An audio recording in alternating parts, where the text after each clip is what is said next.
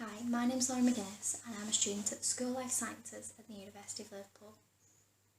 For my honours project, I'm trying to develop a successful detection technique for a protein called polo-like kinase 4. PLK4 is a human protein that regulates central duplication during the early stages of cell division. It is essential that the kinase is rapidly degraded shortly after function because over-amplification can have serious consequences resulting in tumour formation. Because PLK4 is so tightly regulated, obtaining a sufficient amount for analyses is notoriously difficult, meaning the mechanism by which PLK4 regulates central duplication is not very well understood. Taking this into consideration, developing a way to successfully collect an efficient quantity of PLK4 and a way to detect small quantities in cell lysate is essential in understanding its function. I began by optimising antibody conditions for Western blot detection. For this, I used a truncated form of the protein that was the full catalytic domain. I tested 4 different primary antibodies at varying concentrations and with different incubation times.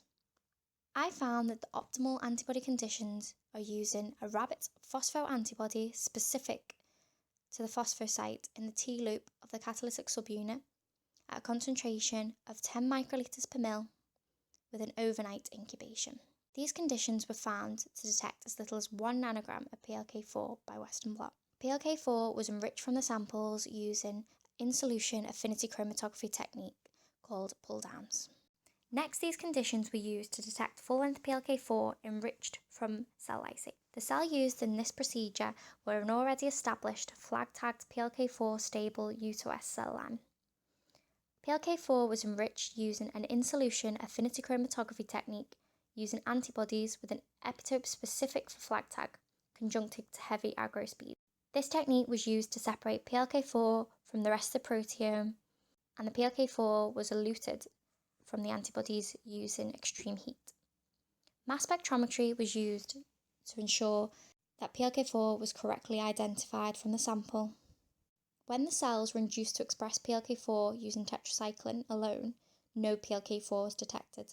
Because of this, a further test using a proteasome inhibitor to block degradation of PLK4 was carried out.